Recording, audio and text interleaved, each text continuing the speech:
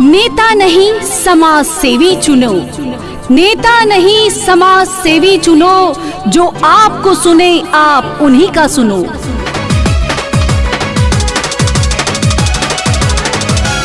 नेक इरादा, पक्का इरादा, सोच ईमानदार, काम जमदार, अब की बार युवा उम्मीदवार, यही संदेश लेकर चल पड़े हैं नगर पंचायत पातेपुर से उप मुख्य पार्षद पद के वैसे जाबाज नेक कर्मठ सुयोग समाज सेवी लोकप्रिय उम्मीदवार रवि रंजन, जिनका चुनाव निशान है घारा छाप, जो ईवीएम इलेक्ट्रॉनिक मशीन के क्रम संख्या 3 पर अंकित है।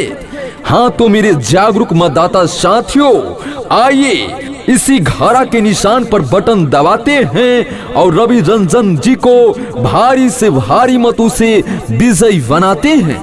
रवि रंजन जिंदाबाद, जिंदाबाद जिंदाबाद, रवि रंजन जिंदाबाद, जिंदाबाद जिंदाबाद, घारा छाप जिंदाबाद, जिंदाबाद जिंदाबाद, पातेपुर नगर पंचायत की जनता जिंदाबाद, जिंदाबाद जिंदाबाद, मतदाता मालिक जिंदाबाद, जिंदाबाद जिंदाबाद, किसान मजदूर जिंदाबाद, जिंदाबाद जिंदाबाद, हमारी एकता जिंदाबाद, जिंदाबाद जिंदाबाद। सब मिलके अब के ना ये जितावे के परी, सब मिलके अब के ना ये जितावे के परी, सबके आपन आपन वोटवा गिरावे के परी, सबके आपन आपन वोटवा गिरावे के परी, बुझली ना। छात्र नौजवानों का चुनाव निशान घारा छाप, माता बहनों का चुनाव निशान घारा छाप, चाचा चाची का चुनाव निशान, घारा छाप, दादा दादी का चुनाव निशान, घारा छाप, भैया भाभी का चुनाव निशान, घारा छाप, हम सबों का चुनाव निशान, घारा छाप। बदलाव जरूरी है, बदलाव बहुत जरूरी है, बदलाव जरूरी है, बदलाव बहुत जरूरी है। जब चेहरे पे मुस्कान हो लानी, लिखनी हो एक नई कहानी, जिंदगी हो बेहतर बनानी, अपने हक की बात बतानी। बदलाव जरूरी है, बदलाव बहुत जरूरी है, बदलाव जरूरी है, बदलाव बहुत जरूरी है। जब हर बच्चे को पढ़ाना हो, नारी को सम्मान दिलाना हो, अपना स्वाभिमान जगाना हो, अपने गाँव को स्वच्छ बनाना हो, हर घर राशन पहुँचाना हो, भ्रष्टाचार को जड़ से मिटाना हो, खेतों में खुशहाली लाना हो, जब दुनिया को कुछ दिखाना हो। बदलाव जरूरी है, बदलाव बहुत जरूरी है, बदलाव जरूरी है। तदबीर बदल सकती है, तकदीर बदल सकती है। आपका एक एक कीमती वोट आपके समाज की तस्वीर बदल सकती है, तस्वीर बदल सकती है। जी हाँ, वक्त आ गया है अपने क्षेत्र के लिए प्रत्याशी का चुनाव करने का, जो हमें दिला सके हक, मान, सम्मान और प्रतिष्ठा। आज जो हमारे क्षेत्र को विकास की राह पर आगे लेकर जा सके,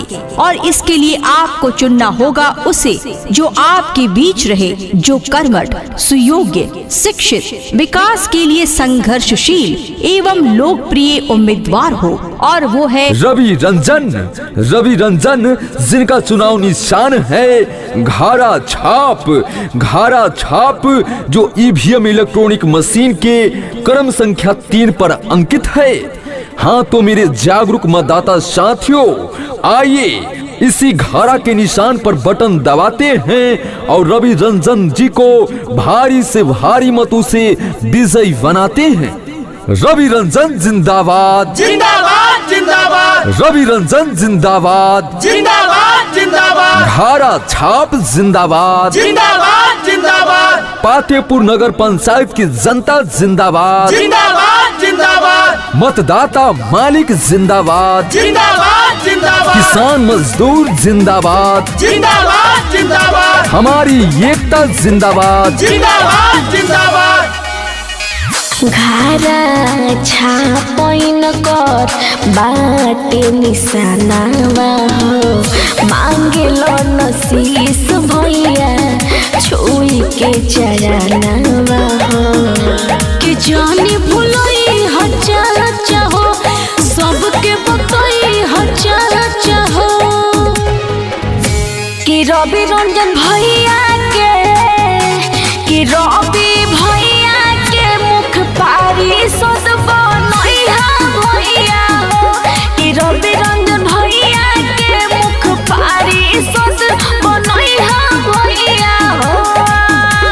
छात्र नौजवानों का चुनाव निशान घाड़ा छाप, माता बहनों का चुनाव निशान घाड़ा छाप, चाचा चाची का चुनाव निशान घाड़ा छाप, दादा दादी का चुनाव निशान घाड़ा छाप।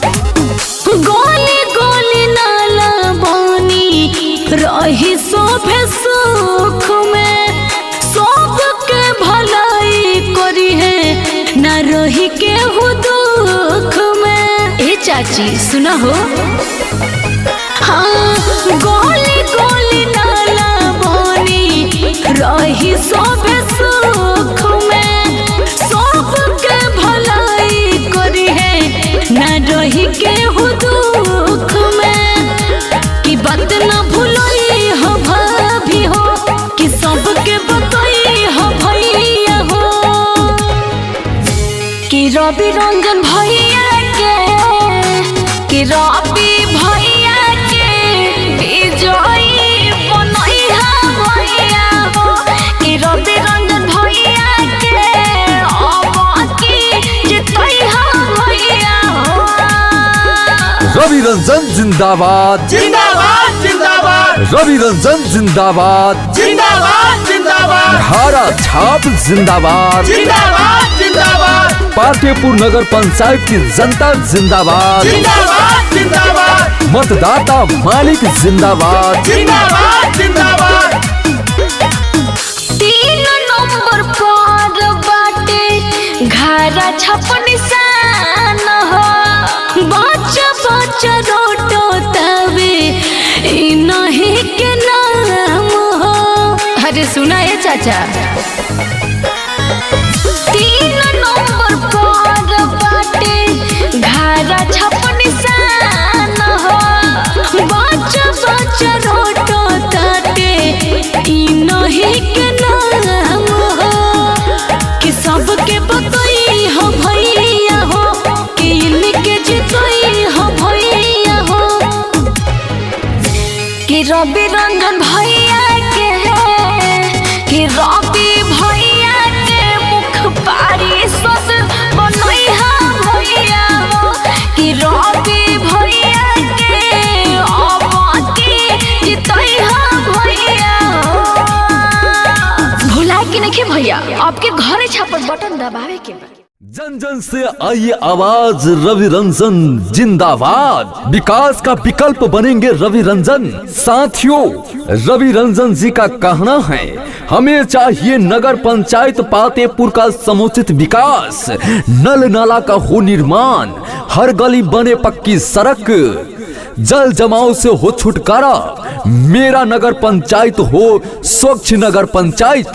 जी हाँ, तो आइए मेरे जागरूक मतदाता साथियों, आप अपना एक एक कीमती वोट घाड़ा के निशान पर दबाकर रवि रंजन जी के हाथों को मजबूत बनाइए और अपने नगर पंचायत पातेपुर में विकास की दरिया बहाइए। रवि रंजन जिंदाबाद जिंदाबाद जिंदाबाद रवि रंजन जिंदाबाद जिंदाबाद जिंदाबाद घाड़ा छाप जिंदाबाद जिंदाबाद जिंदाबाद पातेपुर नगर पंचायत की जनता जिंदाबाद जिंदाबाद जिंदाबाद मतदाता मालिक जिंदाबाद जिंदाबाद जिंदाबाद किसान मजदूर जिंदाबाद जिंदाबाद जिंदाबाद हमारी एकता जिंदाबाद जिंदाबाद